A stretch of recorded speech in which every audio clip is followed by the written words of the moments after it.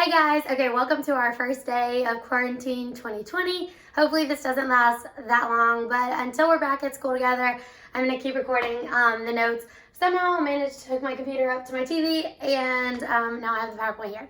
So hopefully this is helpful. Please let me know if you have any questions. You can comment them or whatever, or send them on like Edmodo if you want to ask something. All right, so how does evolution happen? We talked about these in class a couple days ago. Darwin's postulates, I'll go ahead and put all these up here. So individuals vary. We know that by looking around. You look around the class or the world or whatever, and you know that things are different. Not everyone has the same hair color. Not everyone's the same height. All of those things. So people are different. Some of those variations are inheritable. So some of them you did get from your mom or from your dad, and some are just random. So then there's the struggle for existence. Not all organisms survive and reproduce. So there is this competition. There's not enough resources. There's not enough habitat, all of these things. So not every organism is going to get the chance to survive long enough, and not everyone is going to get the chance to reproduce. So we know that without reproduction, the genes are not passed on. Individuals with favorable variations survive and reproduce. So if an organism has a trait that is favorable for its environment, or favorable because the opposite sex of that species prefer that, then they're going to be more likely to survive and reproduce. And all of this is going to lead to evolution, which is our whole unit yet again. All right, so adaptation, a trait which enhances the fitness and survival of organisms. So while Darwin used all the previous support for evolution, except for biochemistry, which, does anyone remember what biochemistry is? We talked about biochemistry being that DNA. So if DNA is more similar, then the organism is more similar, and if it's less similar, then it's going to be a less similar organism. The concept of adaptation is at the heart of his theory of evolution by natural selection. So adaptations can increase fitness. And when you hear the word fitness, you think of, I gotta go to the gym, work out, and run, and all those things. But we're more talking about how well an organism fits into its environment. So does it have the traits that are favorable for wherever it's living, for whatever environment it's having to live in? So if it is favorable, if it does fit and has high fitness, then it's going to survive longer, the more offspring it'll have, and its genes will be passed down to the following generations.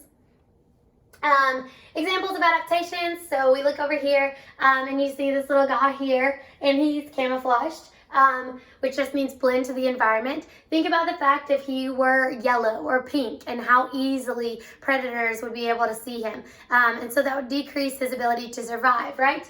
And then we look over here at mimicry. If you mimic something, you're doing what they did. So one species evolves to resemble another species, and that's what these snakes have. That's what's happened there. So they're mimicking, they look the same.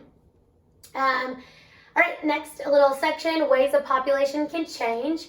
So genetic drift is going to be our overlying category for this. And this is changes to genetic diversity within a population. So we're not talking about changes throughout all populations. We're talking about one specific population, and if that's shifted one way or another. So changes within a population. This is going to include founder effect, bottleneck, mutation, and natural selection. And we'll go through each one of those. So founder effect, this is basically a few individuals from a population start a new population with a different allele frequency than the original population. So over here you see you've got pretty much equal yellow and red ladybugs, right? Well, then two reds decide to go over to this island, and they mate with each other, and they reproduce, and then they're young to reproduce and reproduce. And so while we started with yellow and red, and we had those alleles, both of those alleles, now we only have this, what looks like to be one, right? Because we just see the red. So that allele frequency has decreased. So a new generation will have less genetic diversity than the original population, which you can see here, there's less diversity. The bottleneck effect, this occurs when populations are depleted. So even if it's restored, they will only have a portion of the original gene pool. So with these cheetahs here and the elephant seals, both had this chance event, so the ice age or hunting, that took out a large portion of these. when you take out a large portion of a population, you're decreasing the genes that may have been different than the ones that existed other places. So even though they were able to reproduce and have more offspring and get up to that, back to the original number, just because the number is the same doesn't mean that the diversity is the same. Does that make sense? Again, if anything is confusing, please let me know and I will try to rephrase or answer your questions. All right, so here's another example. So bottleneck, basically here's our original population, equal of yellow and red, and then you have a chance environmental event, greatly reduces the population size. Their surviving individuals have different allele frequencies from the original population. So as these start to reproduce again and get back up to a large number, we're still going to have more red than yellow because that the allele frequency was changed through that chance event. And then mutation, a random change in DNA that causes changes in traits, and this provides a catalyst for natural selection to occur. So we talked about our DNA and just the throwback to our DNA polymerase, checking for typos and mutations and things and trying to fix those, but sometimes they get through, right? So if a mutation is favorable, if it helps the organism survive, then it's going to continue to be passed on. If a mutation is not favorable, it's obviously not going to survive and not going to reproduce. So that kind of is where natural selection can start to occur, because if something is more favorable, it ends up getting to stick around longer and have more offspring. And natural selection provides a process in which organisms with favorable traits, and favorable traits are the ones that are better fit for their environment, the traits that are suited for their environment, and they're more likely to survive and reproduce. Survival of the fittest or the sexiest is kind of natural selection, your survival of the fittest. And this is kind of basically whoever is best fit, whoever is more likely to survive, is going to continue to pass down their offspring, or pass down their genes through their offspring.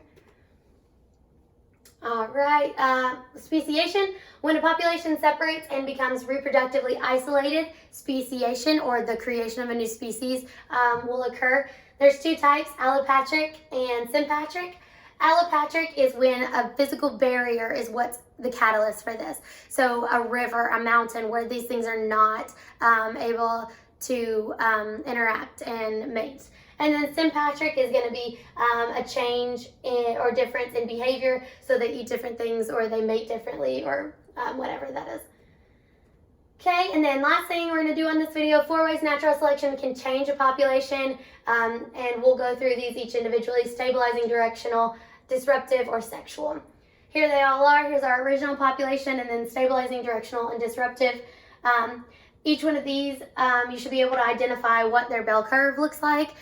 For sexual selection, there's not a bell curve, so just keep that in mind. All right, so the first one, stabilizing selection. Extremes are selected against, which is typical in organisms that have changed a little over millions of years. But basically, our curve is going to be pushed up toward the middle, because the extreme side, either side, so if we're talking about a gray mouse being able to survive best, the black and the white are not going to survive. So that extreme is selected against. So you can see here, this would be the black, this will be the white, and then our gray would be what's being selected for and being able to reproduce. So that is stabilizing.